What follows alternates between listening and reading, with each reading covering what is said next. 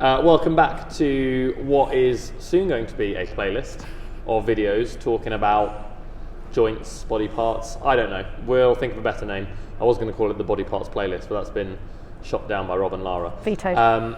Vetoed. Vetoed. Last time we sat together, we chatted all things shoulders. We talked about what it's made of, what's going on in there, and what its jobs are. Today we're going to talk a little bit about ankles. I've noticed some people maybe with some sore ankles or struggling with some squat depth. Lots of things going on. Ankles look like one of those things that we asked to do quite a lot of. What is going on with my ankle? What's it made of? What's down there? Specifically your ankle, Sam. No. Your ankle, much like your shoulder, is made up of lots of different bones. It's not just one specific joint. Therefore, we've got lots of different structures around our ankle that we're asking to do a lot of things, especially when running, jumping, changing direction, squatting, any sort of movement that we love doing here in CrossFit. Therefore, these structures all need to be working beautifully together for us to have beautifully working ankles. So we've got what? Like, there's a whole bunch of bones going on, and there's probably more than we care to mention, right? Yeah. Probably a few muscles that play some important roles. Yeah, for sure. So we've got your things like your calf muscle, you've got your gastroc and your soleus, not that that's relevant, but we have two muscles that lead into the back of your ankle here. These are the ones that we generally feel the tightness in. Comes into the big old tendon here called your Achilles. We probably all know that. Very prone to getting very tight, especially if we put load through it that we're not used to putting load through. Lots of jumping, lots of skipping, lots of, squatting, lots of push jerking, I suppose, because you're going up on your toes and stuff with a lot of load. So we're talking about movements really where we're going to go onto our toes, and there's lots of things that fall into that category. So if we think about our ankle, what are its main kind of responsibilities if you were to kind of categorise things in a few different ways maybe? So I suppose we'd look at having good mobility. It's one of our responsibilities. It's a bit noisy. Good stability, so ankle's really, really important to keep us upright.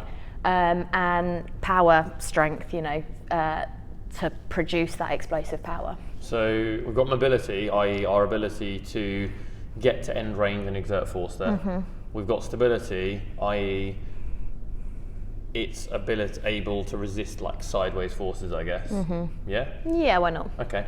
And then we've got power or strength, so how much force can you exert through that range of motion that we spoke about earlier. Should we start with that range of motion one? What that mobility aspect? Why is that important? What do we use that for? Well, here we go. Here's what I know. When we squat, we generally ask, as you're shouted at in the class by literally everybody, all of the coaches, we want our knees to go over our toes. Our calf, our ankle range can greatly limit that ability to get knees over toes in a squat, which will therefore affect your squat position and probably your squat depth. So I guess if my knees travel over my toes, I'm quite upright, and if those ankles are tighter and they push my knees back, they tilt me more forwards. Squat, right? Alternatively, if we can't get our heels to the floor, we end up squatting on our toes, which we know is not good for strength. Weaker on tiptoes. Okay, so let's imagine that I struggle to get to the bottom of a squat without going on my tiptoes, or I can only get to depth when I'm on my tiptoes. I've always found an overhead squat's a really good tool for pointing this out. If you're struggling to get to the bottom of an overhead squat, there could be lots of things going on. But if you find you're rolling onto your toes, that may be an indicator that your ankles need to give you a little bit more room. What might we start doing for those things? So we have some very specific sort of stretches, mobility drills, I suppose. Do we want to come over to the plate? Well, we're actually attached by these awkward microphones. I'm unclip at this point, so you can talk and demo. Okay. And I can just get out of the way a little bit. Fine. But I don't know where my mic's gone. It's over here. We are professionals. So, team, one of my favourite mobility drills for my ankle, and you've probably seen me do this in a class, is what we call like a banded ankle distraction, dislocation. It's known by many things. What you want to do is grab yourself a fairly firm band and a smallish weight plate. I'm looking at 5, 10, nothing super massive. You're going to whack that band around the front of your ankle. You don't want it up on your shin because that's going to do nothing. You really want to put it over where that joint is, where it bends and straightens really. You're then going to whack your toe up on top of the weight plate and bend your knee. You should feel a really nice stretch down the back of your calf, sort of here. which should hopefully start adding more and more mobility to your ankle. You want there to be some tension on this band. I don't want it floppy, because the aim of the band is to be pulling back on your ankle. It's a rather lovely stretch. Hold it for like minimum of a minute and repeat that a few times. And how far forward do you want your knee to be from this position? As far as it'll go without your heel coming off of the floor. So could you push further into that? I can't, no. Because you've dropped your heel down in that deficit with your toe up, that's limited how low you can get. Because I have some fairly immobile ankles. All right. Glass, some might say. Glass ankles. And that's going to cover pretty much all those things we need it to do in terms of mobilising your ankles fairly efficiently. Yep. Okie dokie. So we've covered off that mobility piece. Yep. I guess we're going to try and spin around and return to these boxes for a little bit. Do we need to? Nicely handled, Rob. Oh, Jesus. Well played, sir. Almost deliberate. So we've covered that mobility piece. We've got that stability and that strength or power element. Why is that important? Like, what function does that serve? If we know that mobility is going to help us sit maybe into a deeper squat, what are we gaining by having more stable ankles? More stable ankles generally just means a safer ankle. You're less likely to roll it. You can definitely apply more force through an ankle that's more stable, generally be stronger. Okay, and then coming to that strength piece, if I guess it's the muscles surrounding that ankle joint are stronger, they can produce more force, what benefit do I get? Well, you can jump higher, you can jump longer, you can probably lift heavier. And how does that impact things like, I don't know, double unders, running, like those are the kind of things that I associate with people waving red flags at me and going, hey Sam, can you sub this out? Because every time I do more than 3 double unders, my ankles get really tight.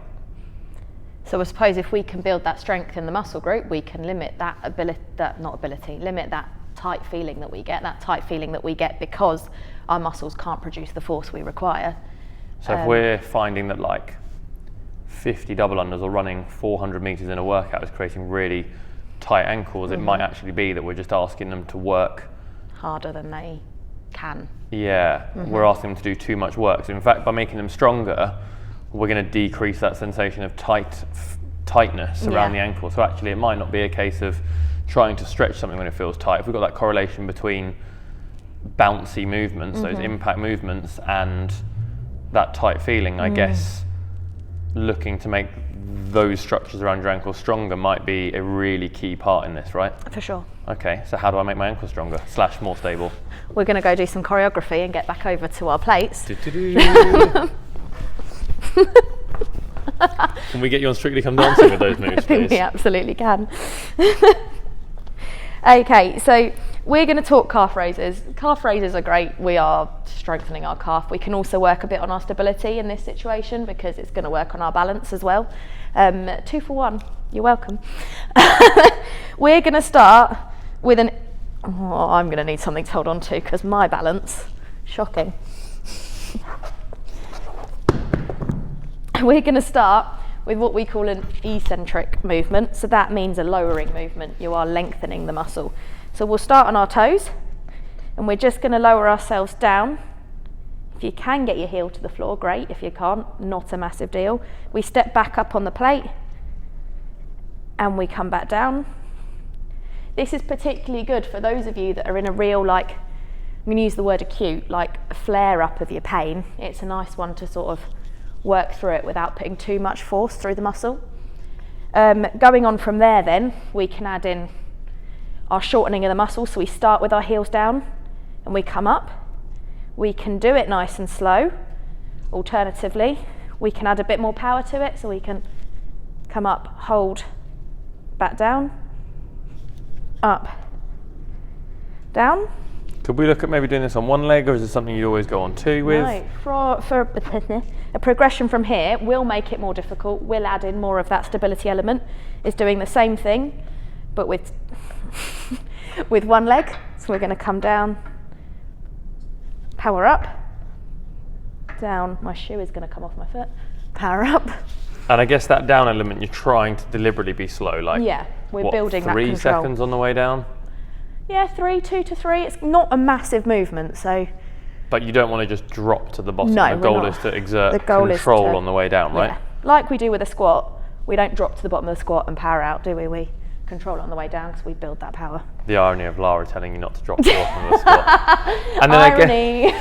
I guess from there, we've got that body weight element. Could we look at making this heavier? Yeah, so we can look at loading it. We can grab ourselves a kettlebell. Are you gonna? I'm gonna do it. Yeah, of course you are. Did you see my balance ability just then? Well, you've got a pole to hang on to, haven't you? What? I can't do this.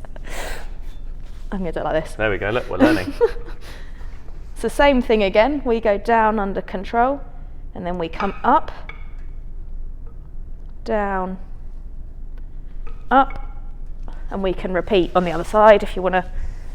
I guess you can hit one leg as well. You could do it one-legged. Don't ask me to do it one-legged. And there's not really a limit to the amount of load you want to put through that. Like grabbing a 32 kilo kettlebell, especially for some of the guys in here, very appropriate, right? Not gonna. Yeah, I mean, a bad. human weighs way more than 32 kilos, right? So For it's sure. not like you're even doubling the weight by grabbing one of those red ones, No. right? Cool.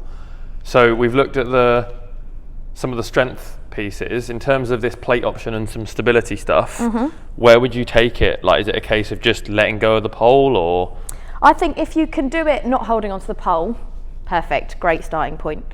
If you find that the quality of your movement is less good, if you end up, like me, wobbling all over the place, not being able to stay on the plate, I'd rather you just have even like a finger, like just to, this ring is bothering me, just to stabilise yourself, like a finger is fine.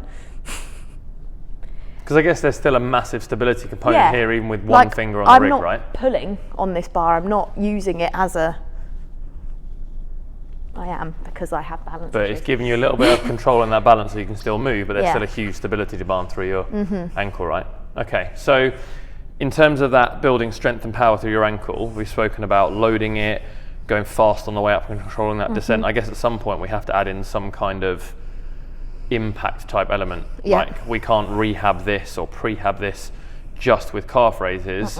If we know running causes us pain, we Yep. need to stop the running while there is pain that is causing. We need to get stronger, but then at some point we need to reintroduce that hitting of the floor, I guess, without just going for a 400-meter run. Yeah. That's a hell of a way to find out. It turns out it still hurts.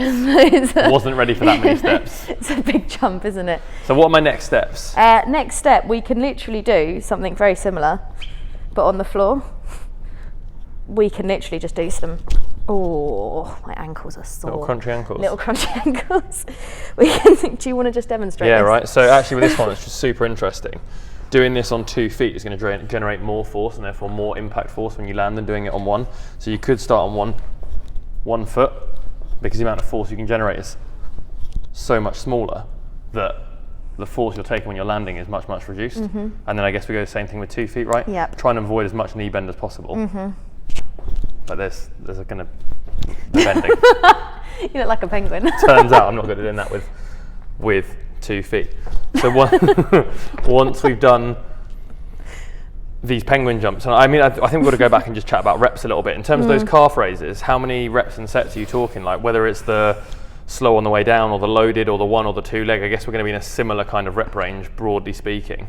Broadly speaking, I suppose it depends what you want to work on. If you find you get calf soreness towards the end of your double unders as opposed to right at the beginning, we want to look at our higher rep range. We want to look at doing sort of 20 reps, 15, 20, as opposed to More? or Like, more. Yeah, if I like can or get more. through 20 double unders, I guess I'm going to need to stand on that plate and do 50 reps. And if you can run 500 metres, 5 reps of this is not replicating that at all, is it? So But if your soreness comes on really, really quickly, yeah, we'll look at doing a lower rep range. 5 reps or so. 5, 10 reps, Yeah, fine. So it's going to be 1 to 3 sets, I guess, in that 5 to 10 to 20 to 50 rep range, depending on where your soreness comes in, right? It's a lot of work, but if it's going to get rid of that kind of soreness around your ankles, I guess it's got benefit, right? And then we take these jumps. Are we looking at similar sort of reps, I guess, because it's the same? Yeah, same theory, same principle. Cool. And then once we've got these like single jumps, can we look at maybe We can putting in look at some rebounding bouncing? it, yeah. Similar, I guess, to double unders then. You can be looking at working at 10 reps, 20 reps, 50 reps. For sure. Building that strength. I'd keep the strength work in. Oh, it's not going to hurt, is it? I think there's always benefit to building more strength, isn't there? Being stronger is Being better. stronger is better. There you go, you heard it here first. So we can keep that strength working, can add in that bouncing, and then I guess we start to play with things like, 200 meter runs, 10, 20, 30 double unders. Are we still pain-free and feeling good? If so, we can look to increase it next week, maybe try a little bit more. And then once we've got a decent number in our kind of wheelhouse, then's the time to slip it back into workouts, maybe? Yeah, for sure. I think it's always worth, if you feel like you've improved, and it's always worth trying it. You don't have to get to, say, 50 jumps without pain. It's worth trying it in a workout, or even in a warm-up, like that's what the warm-up is for, right? Try it in a warm-up and then see how it goes. Yeah, do a few single unders, get to 30 and go, there's a little bit of soreness, so it's better, but I don't want to go and push it and then do 300 double unders in this workout. It seems like a bad idea. Awful idea. Maybe the ski erg, the bike's going to be my friend in this workout instead, but I know I'm making progress. Yeah. Yeah, okay, that makes sense. So we've got that mobility component for your ankle, giving you a little bit more room at the bottom to find some squat positions perhaps. Got that stability element in terms of stopping you wobbling around and therefore can exert more force. Yeah. And then we've got that ability to produce force or get stronger and hopefully reduce some of that tightness, that soreness. Building kind of those three elements around your ankle to make you a happier, healthier ankle. A happier, healthier ankle. Better at CrossFit. Why not? Why not? Team, as always, any questions with these, you can email lara.gomez@rh10fitness.co.uk. Yeah, I mean, that's fair. That is what you're in. Or grab one of us in the gym. We're always happy to chat. And there'll be a playlist forevermore on YouTube with these little long body part videos. No. Okay, you can think of a name. We'll come out in the next one. Yeah. Team, thanks so much for watching. We'll see you in the gym. Toodles. Toodles. How many minutes have we got talking about ankles there? That was so